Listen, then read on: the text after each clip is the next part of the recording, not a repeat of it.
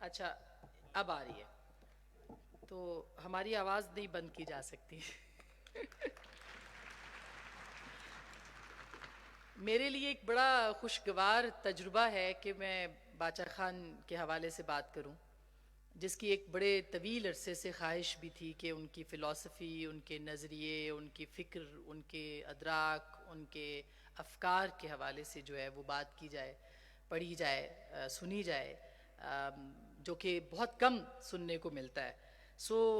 جب میرا پہلا تعارف باچا خان کے ساتھ ہوا، کوئی بہت زیادہ عمر نہیں تھی، شعور کی پہلی منزلوں پہ تھے، یعنی کالج میں تھے، اور ہماری کچھ دوست خواتین تھیں جو کہ اے این پی یا باچا خان کے فلسفے پہ بہت یقین رکھتی تھیں۔ ان کے ساتھ بہت بحث ہوتی تھی۔ تو جو پہلا تعارف ان سے ہوا، اس سے پہلے جو تعارف تھا وہ یہ تھا کہ جو انفارچونیٹلی ضیاء الحق کے دور میں پیدا ہونے والے ہر بچے کو بتایا گیا تھا، غدار، کافر اور سرحدی گاندھی اور یہ وہ سب جو کہ باچا خان کے ساتھ لاحقے لگائے گئے تھے اس زمانے میں، اور انفارچونیٹلی آمریتوں میں ان سارے حوالوں کو جو ہے بہت زیادہ پروموٹ کیا گیا۔ اس کی وجہ یہ تھی کہ باچا خان جو تھے ان کی فکر اور سوچ اتنی آزاد تھی کہ آمریت کو اس سے خوف آتا تھا، اور اس خوف کی وجہ سے اس سوچ پہ پہرے لگانے کی کوشش کی گئی، اور جب سوچ پہ پہرے لگائے گئے تو ظاہر ہے کہ جس طرح سے پاکستان کے سیاستدانوں یا بہت سارے رہنماؤں کے بارے میں ایک غلط مہم چلائی جاتی ہے، اس مہم کا شکار باچا خان کو بھی بنایا گیا۔ لیکن وہ اتنے بڑے تھے کہ ان کو کوئی فرق نہیں پڑا۔ باچا خان کی فکر اتنی اونچی تھی کہ بونے ان کو چھو نہیں سکے۔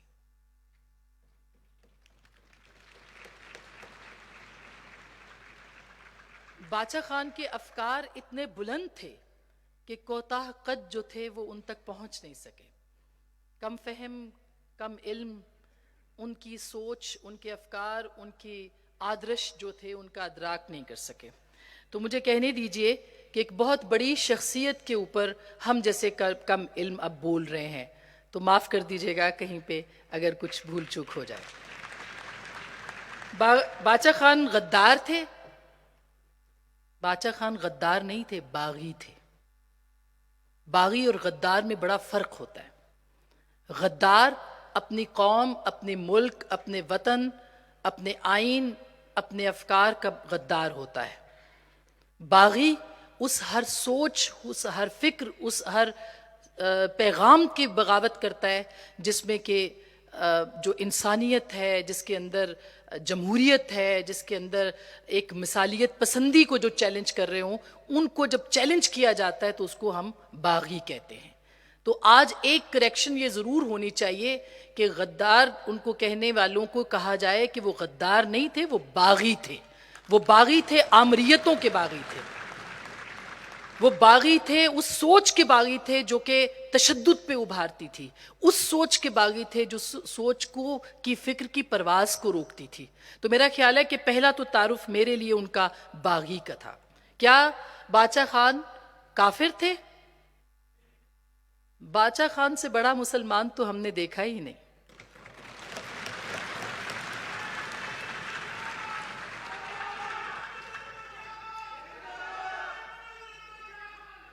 اور میں ایک پنجابی ہوتے ہوئے یہ بات کر رہی ہوں کیونکہ میں نے ان کو سمجھا ہے کسی حد تک، اس لیے میں یہ بات کر رہی ہوں۔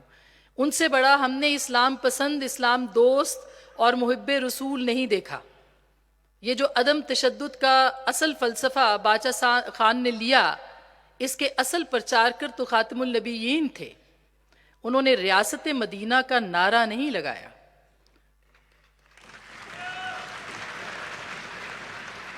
انہوں نے ریاست مدینہ کا نعرہ نہیں لگایا، ایک محب رسول کی طرح عمل کر کے دکھایا۔ انہوں نے ریاست مدینہ کے نعرے پر سیاست نہیں کی، بلکہ انہوں نے اس فلسفے کا پرچار کیا جس کا رسول عربی ہمیشہ کہا کرتے تھے کہ اگر کوئی ایک تماچا مارے تو دوسرا تماچا سامنے کر دو۔ اور مجھے یہ پڑھ کے بڑا خوشگوار مجھ پہ حیرت ہوئی کہ لوگ کہتے ہیں کہ گاندھی عدم تشدد کے فلسفے پہ یقین رکھتے تھے۔ گاندھی نے یہ فلسفہ کس سے لیا وہ کسی کو نہیں پتا، گاندھی خود کہتے ہیں کہ میں نے یہ فلسفہ باچا خان سے لیا.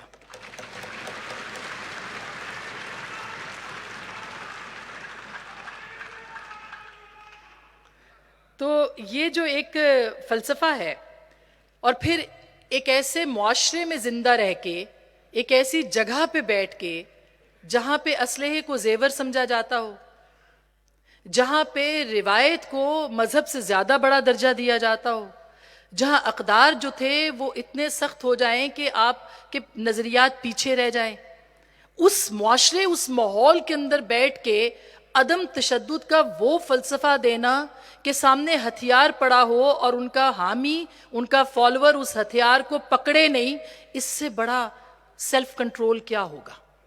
اس سے بڑی جدوجہد اور جہاد کیا ہوگا کہ آپ اس بات کے اوپر یقین رکھیں کہ آپ کا اسلحہ، جو آپ کا زیور ہے، وہ آپ کے سامنے پڑا ہے، لیکن آپ نے اس کو اٹھانا نہیں ہے. یہ ایک پختون کے لیے اس سے بڑا چیلنج باچا خان نے کوئی دیا نہیں تھا. اتنا بڑا چیلنج، اتنا بڑا کام کہ آپ نے پختون کا زیور سائیڈ پہ کرا دیا اور آپ نے کہا کہ چلو اب اپنی سوچ سے لڑو، اپنے بیان سے لڑو، اپنے انداز سے لڑو. یہ ولی کیا کرتے ہیں. یہ کام انسانوں کے نہیں ہیں، انسانوں میں چھپے ولیوں کے ہیں. ایک ایسی فوج بنا دی جو یہ نہیں کہتی تھی گراؤ، جلاؤ، آگ لگاؤ، بلکہ ایک ایسی فوج بنائی جو کہتی تھی کہ ہم خدا کے خدمتگار ہیں اور ہم خدا کے پیغام کو، محبت کے پیغام کو، انسانیت کے پیغام کو، عدم تشدد کے پیغام کو پھیلانا چاہتے ہیں. روشن خیالی کی بنیاد رکھی، سوچ پہ لگے ہوئے پہروں کو اٹھانے کی کوشش کی، اور یہ باچا خان جو تھے انہوں نے اس فلسفے کی بنیاد رکھی جو کہ پختونوں کے لیے خواب تھا، وہ تعبیر لے کے آئے. خدائی خدمتگار انہوں نے بنا دیے، جگہ جگہ خدا کا پرچار کرتے تھے عدم تشدد کے فلسفے کو بتا کے، لیکن ساتھ میں چیلنج کرتے تھے. دیکھیے تاریخ میں وہی لوگ نام بناتے ہیں اور انہی سے لوگوں کو خوف آتا ہے، انہی سے لوگ خوفزدہ ہوتے ہیں جو اپنے ہاتھ کا استعمال صرف قلم کی حد تک کرتے ہیں، اپنے ذہن کا سوچ کی حد تک کرتے ہیں، اپنے زبان کا الفاظ کی صورت کرتے ہیں. اس سے بڑی نہ جنگ ہے، اس سے بڑا نہ کوئی جہاد ہے، اور نہ ہی اس سے بڑی کوئی جدوجہد ہے جو کہ بغیر ہتھیار کے کی جاتی ہے. اور اسی سوچ کو، اسی افکار کو، اسی نظریے کو، اسی بیان کو جو ہے وہ کنٹرول کرنے کی کوشش کی جاتی ہے، اور یہی باچا خان کے ساتھ ہوا. ان کو اسی طرح سے کنٹرول کرنے کی کوشش کی. تو خوف باچا خان کے نظریے سے تھا. کن کو؟ جنہوں نے اپنے تشدد کی بلبوتے کے اوپر جو ہے وہ سیاست کرنے کی کوشش کی. خوف اس سوچ کے ساتھ تھا جو کہ چیلنج کرتی تھی کہ ہتھیار کے بغیر بات کر کے دکھاؤ، ہتھیار کے بغیر اپنا پرچار کر کے دکھاؤ، ہتھیار کے بغیر اپنی سوچ کو پھیلا کے دکھاؤ. تو یہی ہوا آمریتوں کے دور میں، اسٹیبلشمنٹوں کے دور میں یہی کچھ ہوتا رہا کہ اسی طرح سے آپ باچا خان کو کنٹرول کر سکتے ہیں، ورنہ وہ تو ایسی پرواز ہیں جو کہ آسمان تک جاتی ہے اور پھر انسانوں کے ذہنوں میں بیٹھ جاتی ہے. ایک سوچی سمجھی کوشش کے تحت پورے معاشرے کو شاہ دولے کا چوہا بنانے کی کوشش کی گئی، ان کے دماغوں کو جھکڑنے کی کوشش کی گئی. پہلے اس فکر کو کنٹرول کرنے کے لیے، اور جب یہ کنٹرول نہیں ہوئی تو پھر کہا کہ ایسے لوگوں کو لے آؤ جو ہتھیار کو واقعی زیور سمجھتے ہیں اور استعمال کرتے ہیں. ایسے لوگوں کو لے آؤ جو بچیوں کی تعلیم کے خلاف ہیں. ایسے لوگوں کو لے آؤ جو کہ ہماری بات کو آگے پہنچائیں، یعنی کہ تشدد کو پروموٹ کریں، جو جمہوریتوں کے مخالف ہوں، جو کہ انسانیت کی بات نہ کریں، جو طاقت کے بلبوتے کے اوپر سیاست کریں. تو ایک ایسی سوچ کی باقاعدہ باضابطہ طریقے سے پرورش اس معاشرے کے اندر کی گئی تاکہ باچا خان کی ان کی جو اصول تھے، ان کی جو سیاست تھی، ان کا جو نظریہ تھا، اس کو شکست دی جا سکے. وہ خدائی خدمتگار بناتے تھے اور آج ہم نے خلائی خدمتگار بنائے.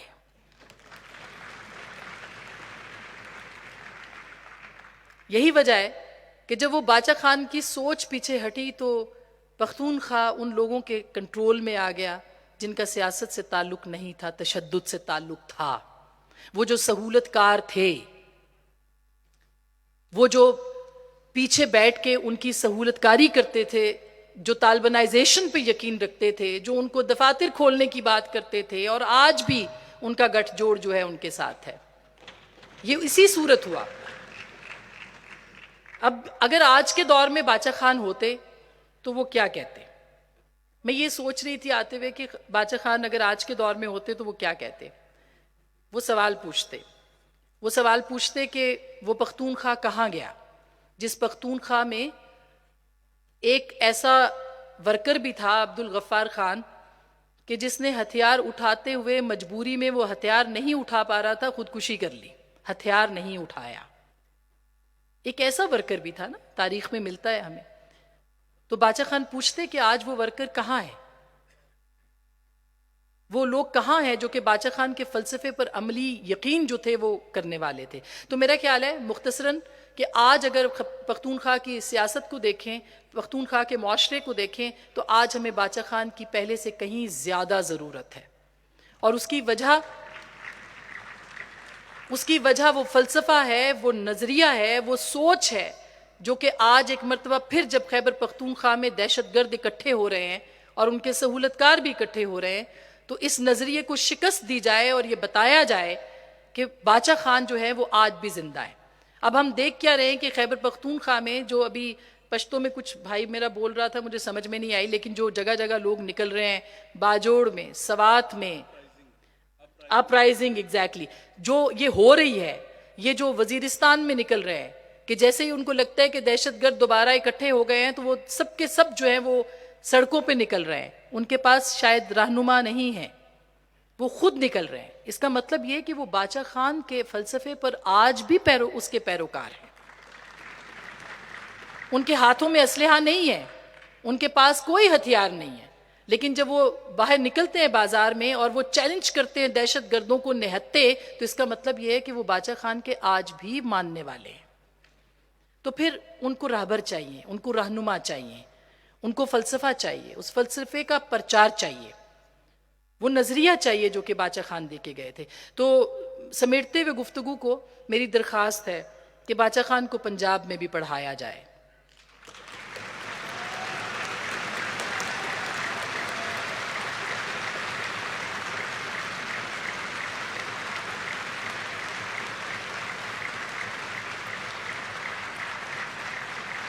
اور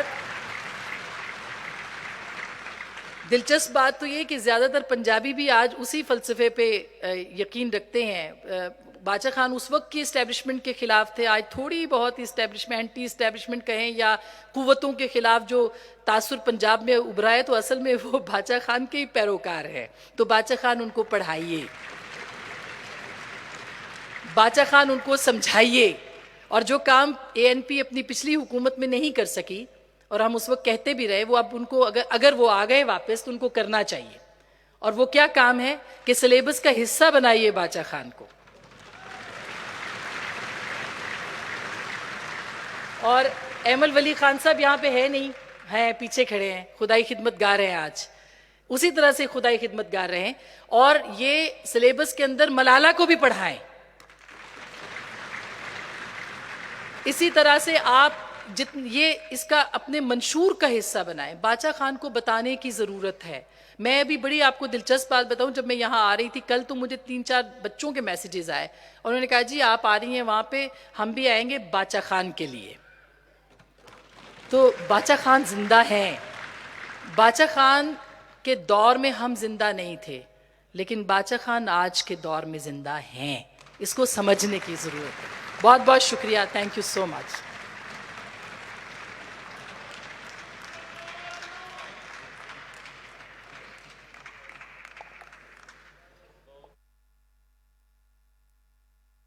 ہمارے ساتھ شیئر کی. سلیبس کی بات کی آسما نے. عوامی نیشنل پارٹی کے دور حکومت میں ہم نے نہ صرف ایجوکیشن کا سبجیکٹ کو پروونشل بنایا بلکہ ان سارے ہیروز انکلوڈنگ باچا خان کو ہم نے کریکولم میں، نصاب میں، ٹیکسٹ بکس میں شامل کرایا، لیکن بدقسمتی سے پھر جن کو لایا گیا انہوں نے سنگل نیشنل کریکولم جو دیا، ہم تو سمجھتے ہیں کہ وہ عوامی نیشنل پارٹی کا جو انیشیٹو تھا اس کے خلاف ہی اس سنگل نیشنل کریکولم کو لایا گیا، ایجوکیشن کو دوبارہ سینٹرلائز کرنے کی کوشش کی گئی، اور یہ جو حکومت رہی 10 سال، یہاں پر تو 4 سال میں